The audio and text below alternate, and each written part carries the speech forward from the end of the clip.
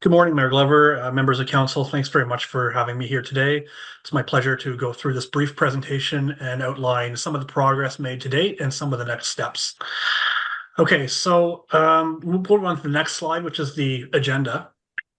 So we will go briefly over the project status, some highlights from the different from the policy directions report, and you'll see that these are more or less a repeat of the previous presentation to council where we outlined the different directions in the background reports.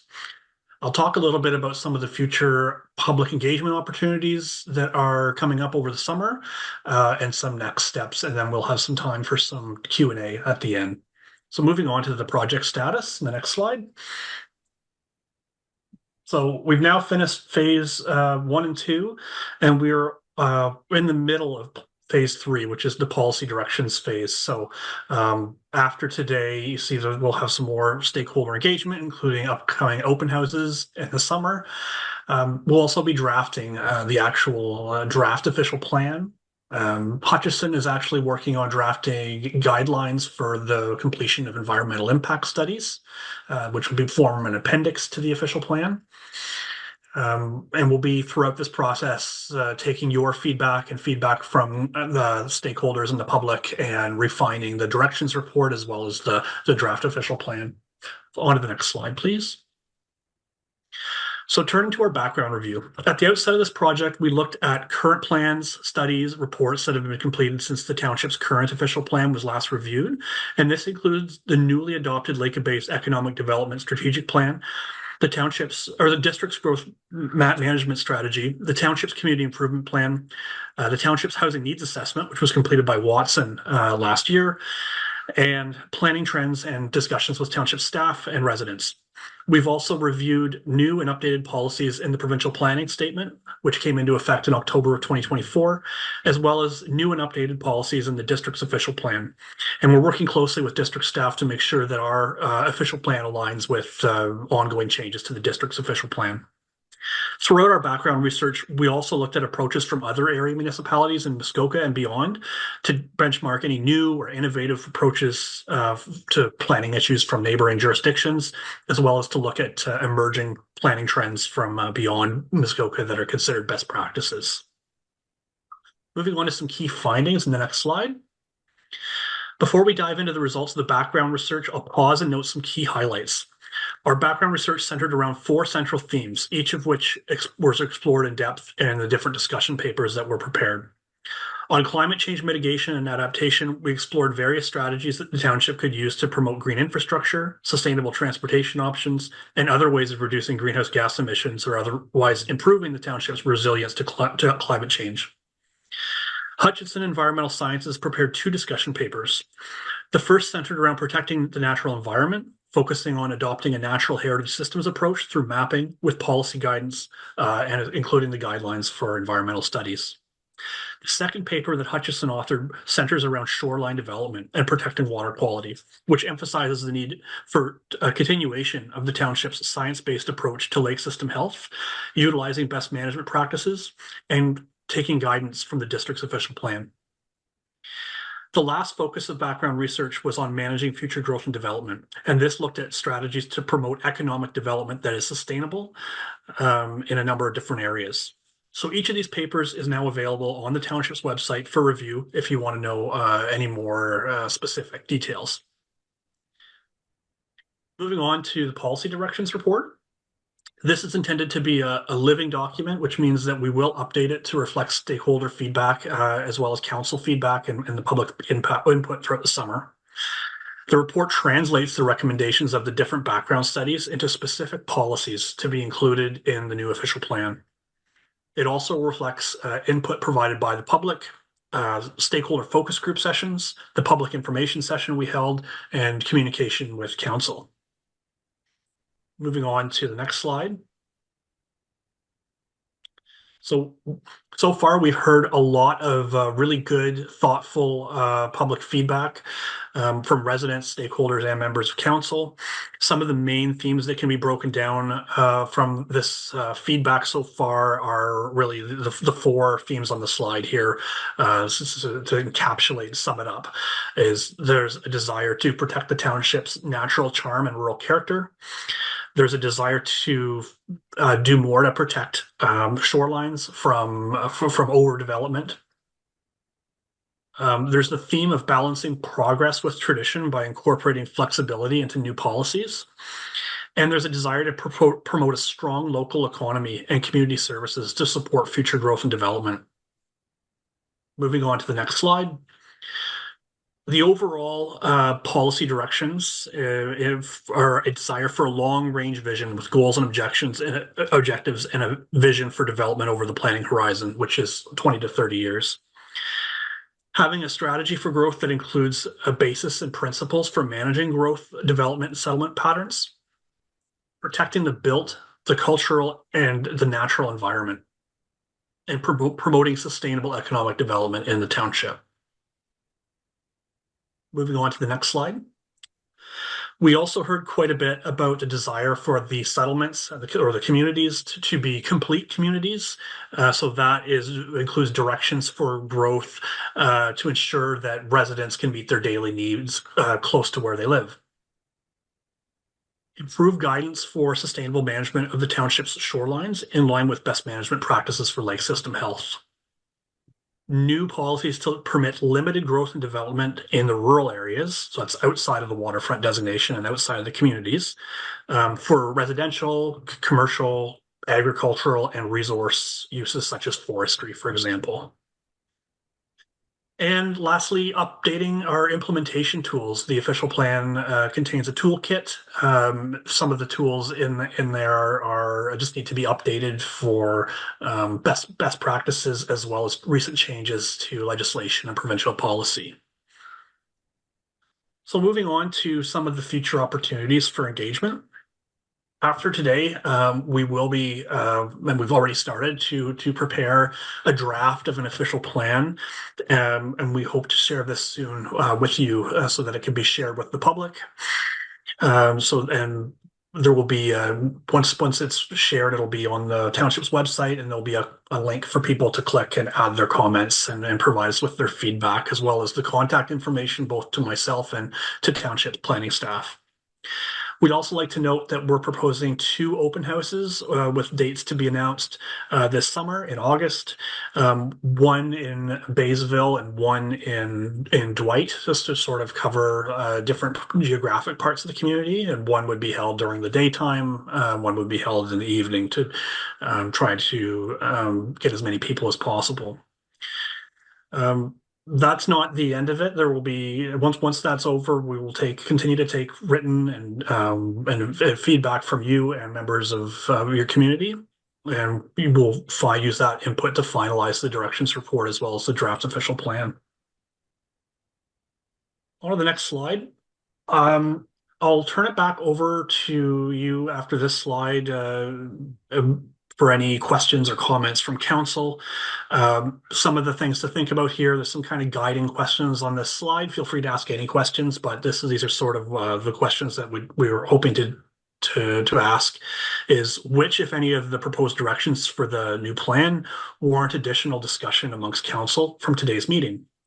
Are there any additional topics or areas of interest or considerations that you think should be incorporated into the official plan?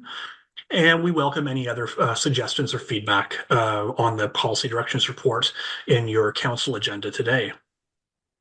So the last slide is the recommendation, which I believe staff have already read out, is that the policy directions report completed by J.L. Richards be endorsed in principle, subject to ongoing changes throughout the remainder of the project, and that council directs staff and J.L. Richards to proceed with preparing a draft official plan based on the recommendations of the policy directions report, and that council directs staff and J.L. Richards to proceed with scheduling a public open house.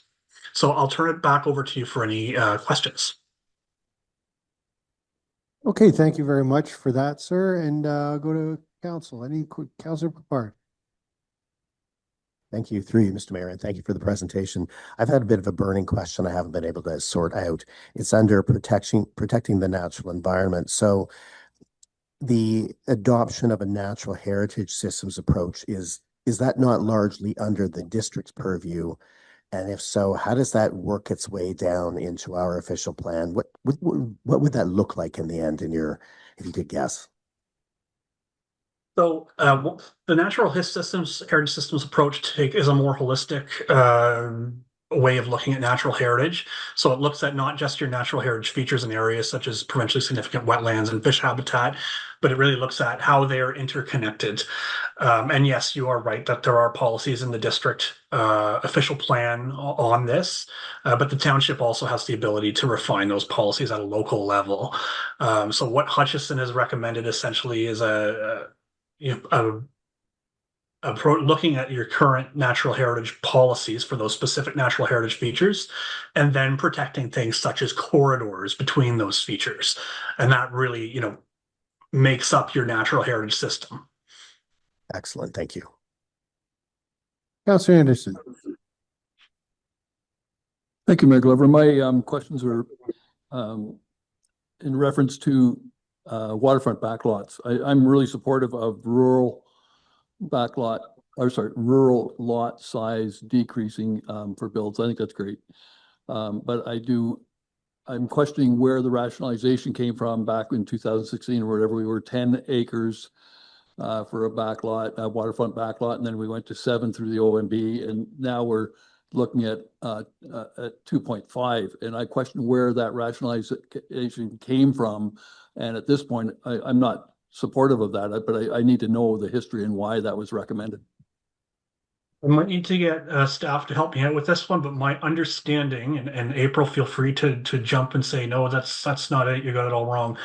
My understanding is simply it's a reflection of the changing needs of changing times. I mean, when the first official plan was created, the primary concern was directing growth to settlement areas.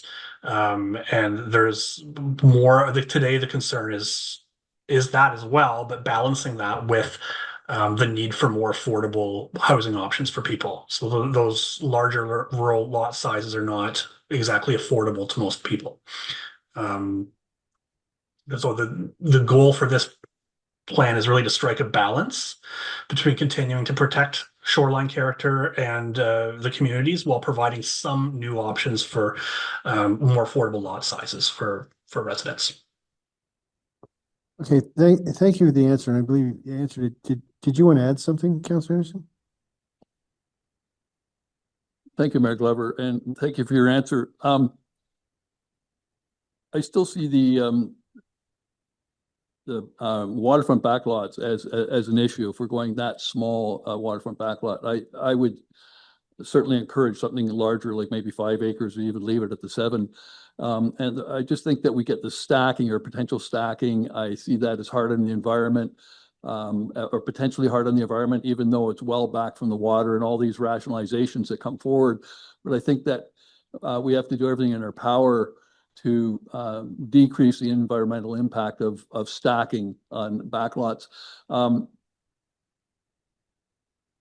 would be enough at this time, Mayor Glover. Thank you.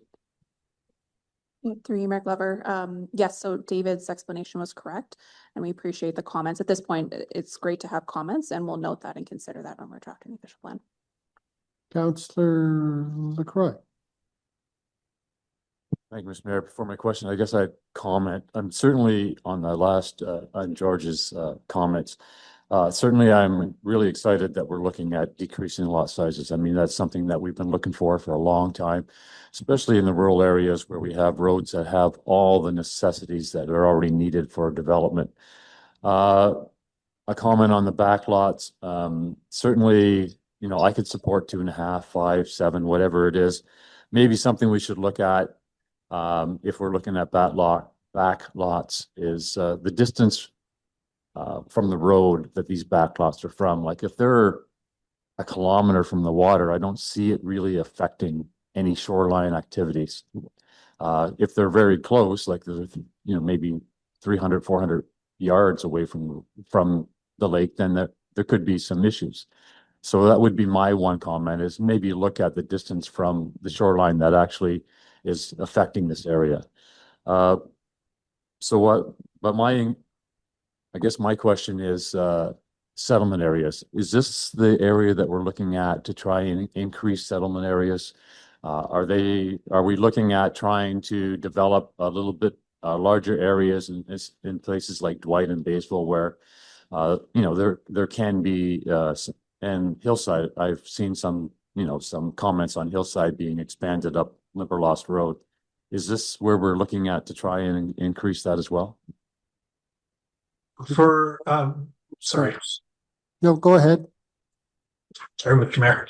Through you, Mr. Mayor, and members of council, yes, that's, we are looking at settlement area boundaries through this process.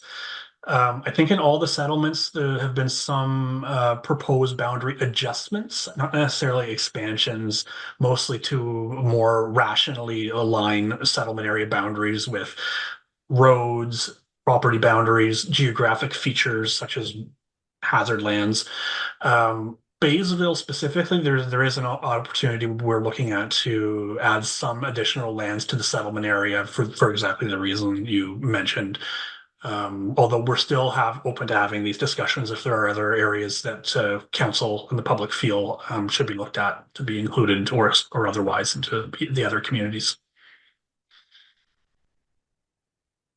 Councillor Brooks. Thank you, Mayor. Just to follow up to Bob's comment there, yeah, Hillside, perfect example. I can share just outside of the community zone. You've got property that's 1,500 feet deep, but we right now have to have 500 feet of frontage. Not many people can afford to put a single house on a piece of property that size. It's ridiculous. We've got to be looking at changing the matrix so that we can make them more palatable. Those properties could easily house. Anyway, it needs to be addressed, and I think that's. I know that there are consultants that are lobbying for that as well, and so I certainly commend that to take place. Councillor Tapley. Thank you, Mayor Glover. I agree that we need to adjust the settlements. That's why we should have housing. That's why we have affordable housing. That's because you having affordable housing, you can walk to work. So it makes it affordable. I don't think the lakes are the place to stack it. I agree with George. The lakes are not the place to stack development. On the lakes, the backlots should remain large. They're the ribbon of life. We can't keep crowding the lakes. On rural roads, okay, make them a bit smaller, but they're still not going to be that affordable. It's a township, the settlement areas that are. So I look there and I look at settlement areas with tiny homes. Councillor Godard. I support what everybody's saying here, but on another topic, I just wanted to bring forward, the district is doing an archaeological master plan and April knows that. And so I'm assuming this will be incorporated into, I know it's going to take some time, but it will be incorporated into our official plan. Is that correct?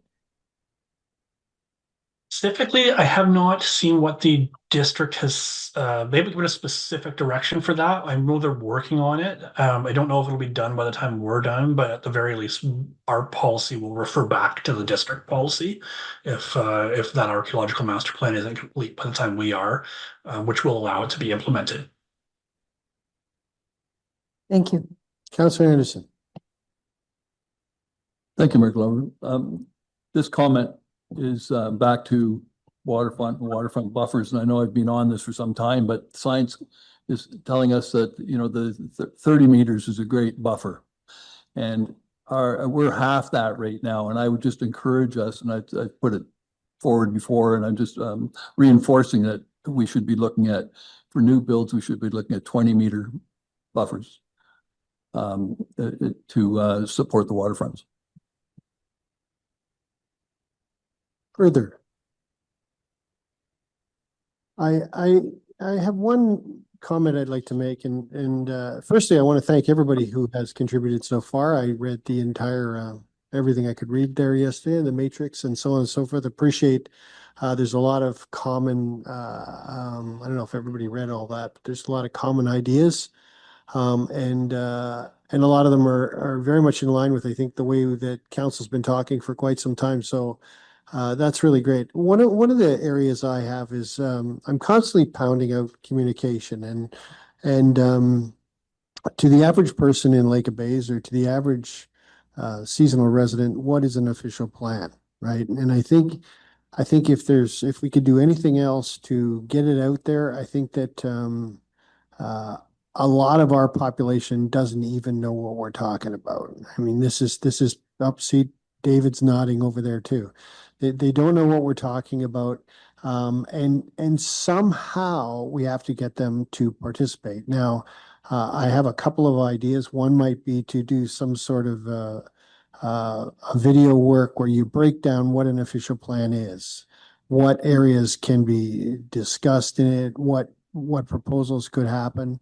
I mean, this is really the rule book for how the township operates. It's extremely important. The other thing I want to mention is thank you to Penn Lake and Lobo who have submitted brief comments so far, but where are the other lake associations? There's a lot of noise up in the some of those areas and we haven't heard from them. I see Echo Lake has put out some stuff and perhaps we can reach out. I did speak to somebody from there, I believe, on the weekend, and just looking at a basic lake plan, but they don't know what an official plan is.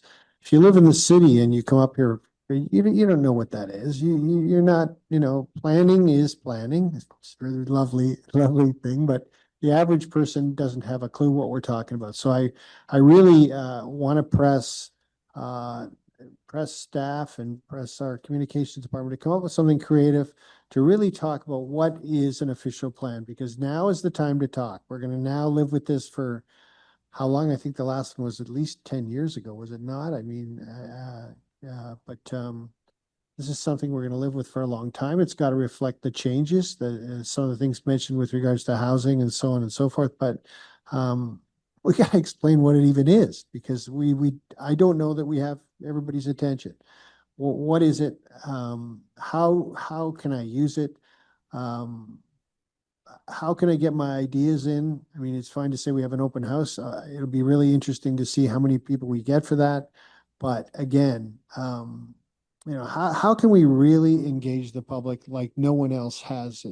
It's bad enough come election time, but now this is where you're laying down the groundwork. Very, very important. So I can't stress that enough, and I hope that gives you some sort of an idea. Councillor Brooks, and then Councillor Godard. Thank you, Mayor. Just following up on that. A picture is worth 1,000 words, and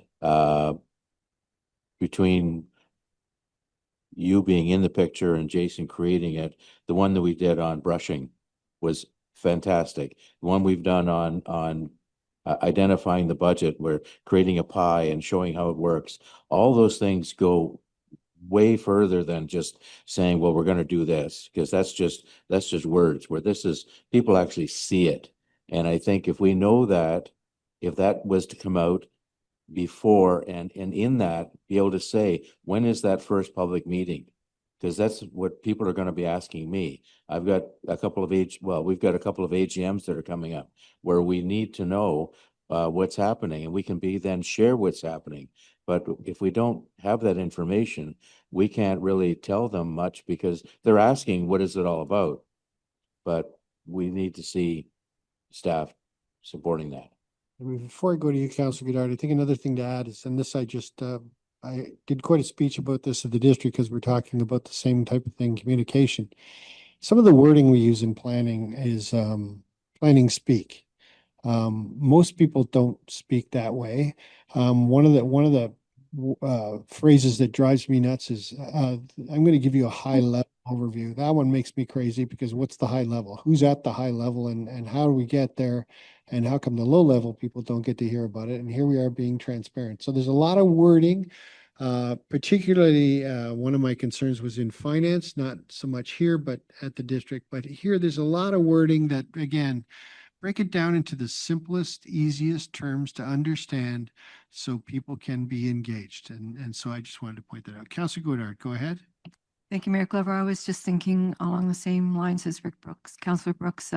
I have sent out to all my area's lake associations about the official plan coming up, and the public meetings will be happening. They are having their lake association meetings, so it'd be nice to give them hopefully some dates before then. If not, they may have happened after, I don't know, but I think they really need to know. I think like to use the lake associations big time to get it out. And I see some renewed engagement, like some of those lake associations, like I saw what Echo's doing. It's some cool stuff. I don't know if we have contact with those people that are the presidents and the communication people. There's new people. They're really enthusiastic, and somehow we've got to reach them. So I think I've beaten that thing enough, but that's my thought. Anybody else? Councillor Croy.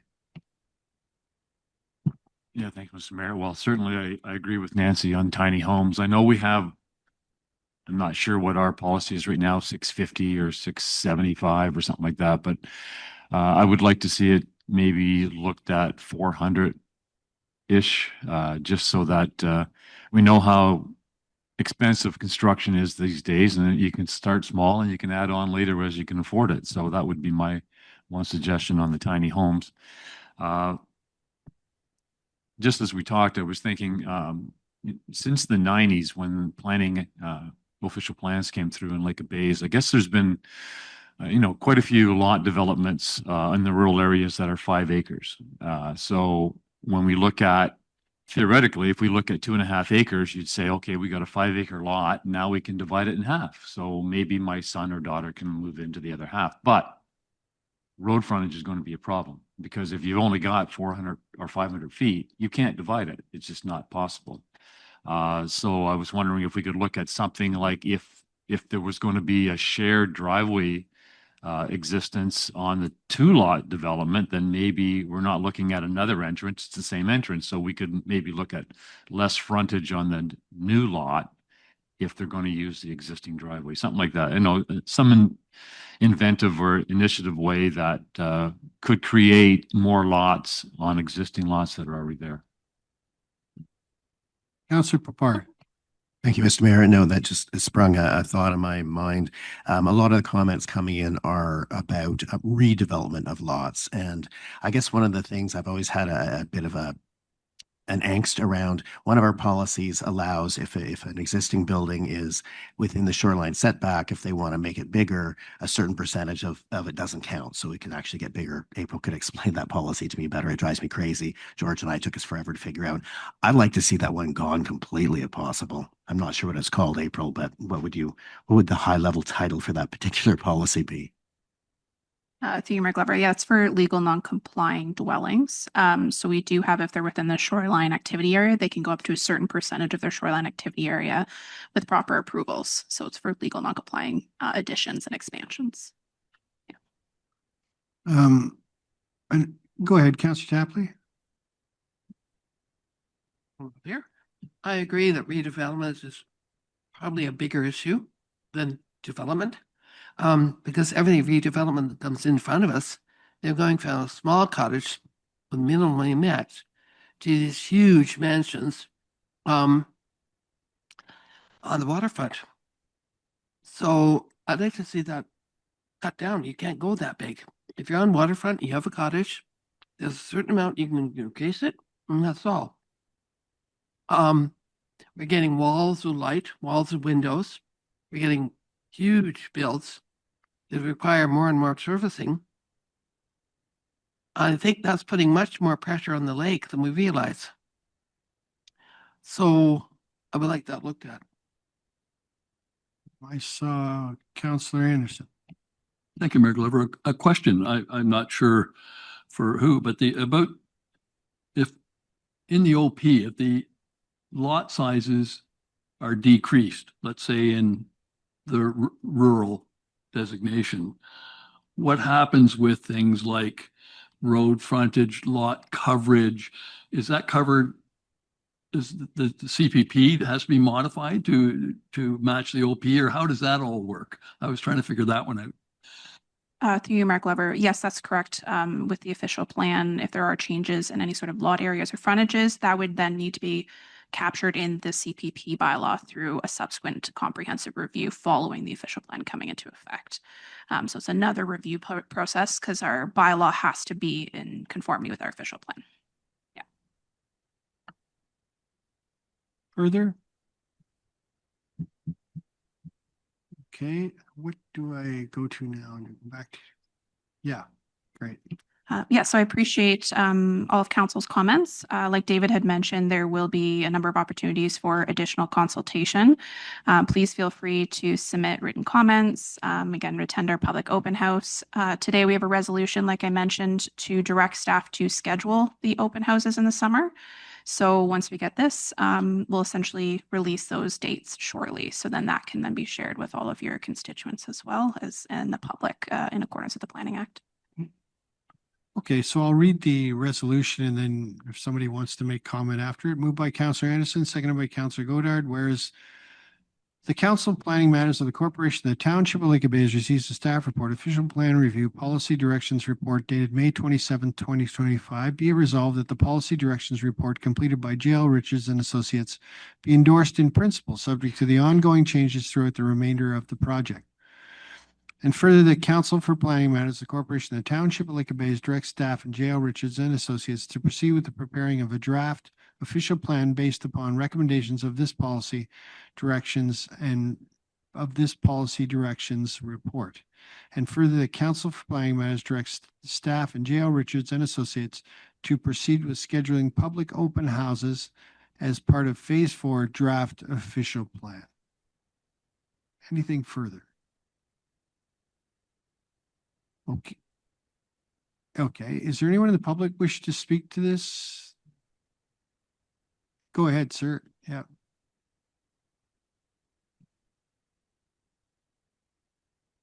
Again, Fraser Govan, 1367 Old Highway 117.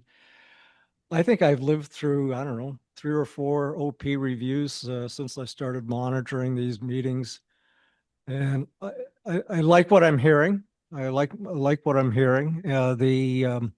Certainly, I think, we've got a really great asset, and that's Baysville's sewer and water treatment system. And I think we really got to do something to make more use of it. And, I don't know what, if you expand the borders around, let's say Hillside or Dwight, I mean, what does that do? Do we need some sort of more encompassing systems to, help development? And excuse me. So the whole concept of creating places that people can move to more affordable, maybe smaller. And, that to me is, the direction that we really need to, put some teeth into. I did submit comments back in January, to David's request to, attend the meetings in January 29th and submit comments. And I did submit a more recent comment about, living in the waterfront zone. There are no retirement homes in Baysville. I don't know where we're going to go, but, we need to maybe perhaps look at some of the policies about, having an accessory dwelling unit. Because I'm looking at my brother who's 80 odd years of age. He's getting to the point where he may need support. Bev and I are moving up in age, excuse me. So maybe, so having maybe some flexibility in what we call an accessory dwelling unit in the waterfront zone, just to, for things like support, medical support, that sort of thing. I'd like to see something in that direction, even if it is on a case-by-case basis. So, but good luck and good work so far. Yeah, I did see that, your letter, and I agree that I don't know quite how we can address it, and let's see what kind of opposition or that we get from it, but I'm hearing from folks as well is that, you know, how can the next generation keep some of these cottages up? And then the big concern is you don't want them to be just completely left. And so if there's a way to somehow help finance a continuation of what we have, we're better off with regards to putting in some sort of, you know, place so that people can stay and age here. Going back, I don't know how many years ago, quite a while ago, but I didn't think it was a decade, but there were studies done where people after a certain age move back to the city. And you know, you can see where that's something you might want to consider in the sense that you can get apartments in the city where you can't here. So seniors have got to find a way to somehow continue on, but their doctors are here, their friends are here, they want to stay here. And I think we've got to look at every possibility to try and find ways to build accessory places or something that can help supplement those tax bills and just the general operations of some of these cottages, because otherwise you could get into a situation whereby, you know, they're empty and then become derelict or, you know, based on that. So I just wanted to add that comment in favor of what Fraser had recommended. Anyone else? Anyone else in the public? There's no one online? No, they're watching, but they're not speaking. Anyway, there's lots of time to speak, lots of time to gather. We're gonna go over and over. I want to just confirm too that there's a lot written. Are we going to go over some of that stuff point by point? Because there's I think a ton of conversation around a lot that's in the matrix already. So however you're going to tackle that, but if you can comment, that'd be great. Yeah. Through you, Mayor Glover. All the public comments that have been received, or any comments that have been received, we are gathering into that comment matrix, and we will be considering them as part of drafting the official plan. We do also intend to go through and respond to those comments as well in the matrix. And those responses will be part of the whole thing, so we'll all be part of that? Correct. Yeah, we did something similar Okay. with the CPP bylaw as well. Okay, so if you see things, council, in those matrix that you think you need to say, well, this is really something I want to hear answers for, and depending on the direction it goes, it's important to keep an eye on that document because there's some great stuff in there. Okay, if we're good to go, I will read the resolution moved by Councillor Anderson, second by Councillor Godard. Whereas the Council for Planning Matters, the Corporation of the Township of Lake Bays receives the staff report, official plan review, policy directions report dated May 27, 2025. Be resolved that the policy directions report completed by J.L. Richards and Associates be endorsed in principle, subject to the ongoing changes throughout the remainder of the project. And further, the Council for Planning Matters, the Corporation of the Township of Lake Bays direct staff and J.L. Richards and Associates to proceed with preparing a draft official plan based upon the recommendations of this policy directions report. And further, the Council for Planning Matters direct staff and J.L. Richards and Associates to proceed with scheduling public open houses as part of Phase 4 draft official plan. Anything further? All those in favor? It's carried. Thank you. Thank you. Thank you for everyone joining us today for that discussion. Thank you, sir.